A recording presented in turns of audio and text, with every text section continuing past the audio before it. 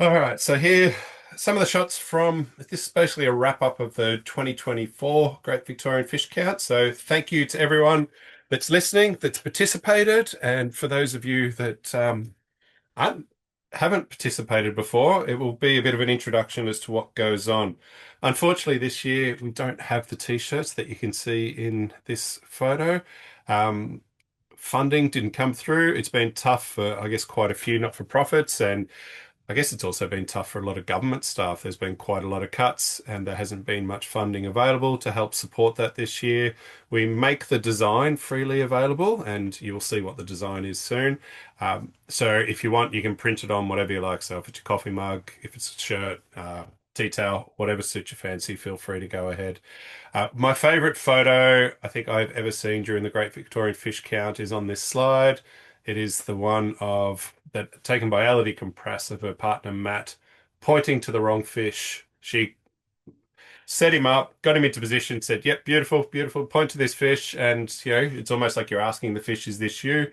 Um, and he got the fish wrong. But other than that, it is definitely my favorite shot and sort of encapsulates what's going on with the Great Victorian Fish Count. So. How it's done, for those that have done it before, you'll be familiar with this picture, and I can even hold up. I've got a slate here that's printed onto an underwater slate. You have a pencil, you swim around and tick off the fish as you see them. The numbers are quite broad, so 1 to 5, 6 to 20, and 20 plus. And it's not every single fish you see. We do have a space at the bottom of the slate. Unfortunately, this one doesn't have a picture on it where you can write fish that aren't on the slate if you know what they are. But it's a way of keeping track of some of the fish that we have here in Victoria. They're all chosen for various reasons, mostly because of their reef associated, or they tend to stay close to home, and they're the ones that are more likely to be impacted by any disturbance at your local dive sites. So, what did we find in 2024? We had people out having fun. We've got most of the surveys being done. Unfortunately, that doesn't come up quite clearly. We're done by scuba. With a few snorkelers, we're noticing the number of snorkelers is increasing over time, which is great. I think it's a lot more accessible for people to jump in the water snorkeling, but it can also impact the results given that you see a lot different things when you're floating along the surface than you do when you're underneath. And always, as always, we've only got 5% of our state protected as marine protected areas, but quite a large percentage, I think it's about 15% of the surveys are done in marine protected areas. So it goes to show how heavily used these are by the recreational sort of snorkelers and divers, and people are in there, I guess, looking for a safe place to go, but also aware of how amazing the marine life is in these places. This was the slide I was meant to delete. There we go. Um, I told you I wasn't feeling too flash. So looking at the habitat, sand and mud is not a surprise. I think just about everywhere you go, you got that sand mud. But we've still got artificial reefs up there with over 50% of our surveys being done on artificial reefs. This has been slowly declining over years. I think particularly as word of the Great Southern Reef and our unique species, as you can see with all these images taken by Jane. This was at Lonsdale Wall, all on one dive. People are starting to get out and explore our reefs more and sort of start to get a better understanding of what we have on our local sort of natural reefs. Uh, but I can understand the attraction of the artificial reefs than the piers because they are a lot easier to dive on in some places. Um, We've got the vegetation that's present at most. Interesting to see that we're getting sort of seagrass at quite a few of the locations, which is probably correlates with the artificial reefs, given that a lot of the pier structures we have are over soft sediment, so you'll often find seagrass around there. But again, we've got that kelp habitat turning up in about 50%, which is more indicative of people getting out onto our natural reefs, which is great to see. And on to the fish. So the way we do this is very, I guess, simple. It's quite simple, and it's just a proportion. So for blue throat wrasse, where you see one, if something was to be present in high abundance or in every single fish count that was done, it would represent one. Whereas if it was found in, God, I've done it. absolutely butchered the explanation of this. Proportion is basically the number of surveys that the fish was seen in versus the number of surveys that were done for the Great Victorian Fish Count. So as you can see, for blue throat wrasse, being close to one, it's been quite steady over time. It is one of the more commonly seen species. It's found on our natural reefs, but also frequently seen on our artificial reefs too.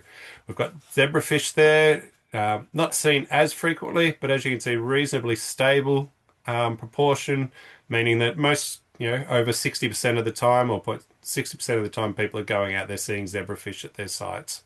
Herring kale, which was the feature fish for this year, again, not seen as frequently, but still seen at a reasonably consistent level over the years that we've been doing the Great Victorian Fish Count. And then we've got our six-spine leatherjacket. What we've noticed here is it is starting to show it's almost like a slight decline over time, which is part of what doing the Great Victorian Fish Count is to keep an eye on these things. And then what we have at our use, which is amazing, and Joel even mentioned it earlier in his talk, is the data from Reef Life Survey. So I've done the same thing with Reef Life Survey. The data can be looked at many different ways, and Joel's probably face palming himself saying, "What are you doing just using proportions?" But I'll tell you, I was crook. I did it today. This is the same. So it's the amount of reef life surveys done in Victoria over the years. Um, and this is the amount of surveys that six spine leather jackets were seen in divided by the amount of surveys that were done over that time. And what you'll see there is they're not cited as frequently, but they have been actually almost increasing and cited at sort of quite consistent levels. So this data we will look into further. It's just an initial grasp, but the idea is the fish count is almost the canary in the coal mine, and then we have access to Reef Life survey data to look deeper into some of these trends to see what's happening with the data. The horseshoe leather jacket, which is going to be our feature species for this year. So this is from our data from the Great Victorian Fish Count. Again, it's another species we've noticed there's been this sort of slight decline over time. The beauty of the fish count is that it's been going for a long time at the same time over multiple years. So it allows to, smooth out these fluctuations that you'll see in data, particularly around fish, and see what the longer term patterns are. Again, I had a quick look at the Reef Life Survey data here. The data's been quite steady up until about 2020, but I think that's more an artifact of quite a few surveys were done in the early days, like 45 to 380 surveys. So a lot of surveys there and a lot of different habitats.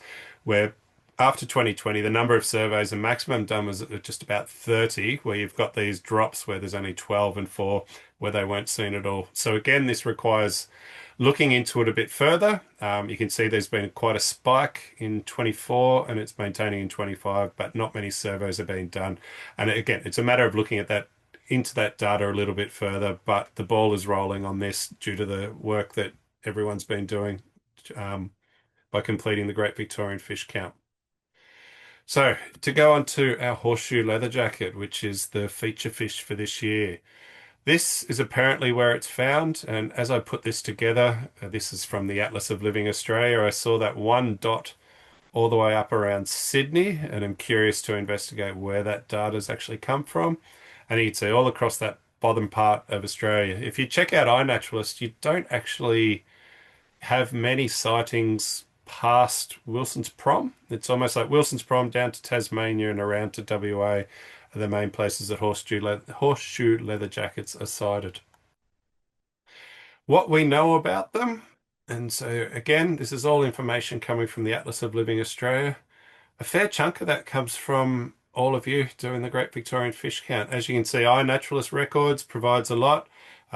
If you're not familiar with iNaturalist, I recommend you become familiar with iNaturalist, particularly for your underwater photos when you're trying to work out what the hell that beautiful thing was you took an image of.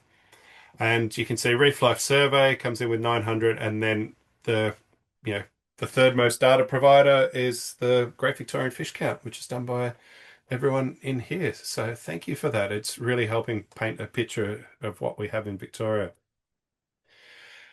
So to go on to what we know about horseshoe leather jackets. The easiest thing would be to say we don't know much at all. I did a bit of a literature search today to see what we know, and it's probably easy to talk about what we don't know. So we don't know how old they are. We don't know the age at which they mature, so that's the age at which they become sexually reproductive. We've got a max length of 60 centimeters, which is actually quite big. I didn't realize they got that big. Um, and we know that the males and the females are different. As in quite a lot of fish, the males are the show-offs. They have the big, bright, bold colors to attract the females. And the females tend to be a darker color. The thing I love about this photo is there's a nudibranch underneath, but don't let me get distracted. One of the things that we know, or the way that we actually have learnt most about horseshoe leather jacket is through lobster pots. Apparently, they're really good at getting trapped in lobster pots. And so some opportunistic sampling has been done over time to look at what their diet is and also check out their teeth. It's a bit gruesome, isn't it? So I've pulled this from the paper. I'm not going to read the paper title out to you, but you can see what it is. They are the teeth of the leather jacket. So part of the study was they looked at the gut contents and found it was full of sponges, bryozoans, brown algae, red algae, crustaceans, polychaetes, and basically like little things you can pick off. And they're saying the teeth are actually sort of designed, they're good for algal grazing and good for picking stuff off. There's what you might notice. Ah, didn't it work? What you might notice, yeah, I screwed up the transition. The Nodolabrus tetricus, prize for the first person to write down what a Nodolabrus tetricus is. I can't monitor the chat at the moment, but I'm sure someone's in there. So look at those scary teeth. It's actually a blue throat wrasse. I had never paid close attention or ever really got close to them. But yeah, that's the teeth of the blue throat wrasse, and they found that its diet was mostly mollusks and snails, so basically just picking stuff up and crushing it off the bottom. So what we know about horseshoe leather jackets, we know from them being silly enough to get caught in lobster pots. And so the final thing for me is to promote the design that we've got for this year. I'm getting mine printed on a pink background, but as we said, the design's open to everyone. Choose your color, choose your thing that you want to get it put on. If you want to find out more about the Great Victorian Fish Count, please get in touch with us through the Reef Watch page. There's an email there, and we will shortly have all the stores and the clubs that are doing the Great Victorian Fish Count. One of the things that for an insurance purpose is that we need to ensure that there's either a snorkel instructor or someone as dive master or an instructor that runs the fish count so that they're covered for insurance sakes. Oh, the joy of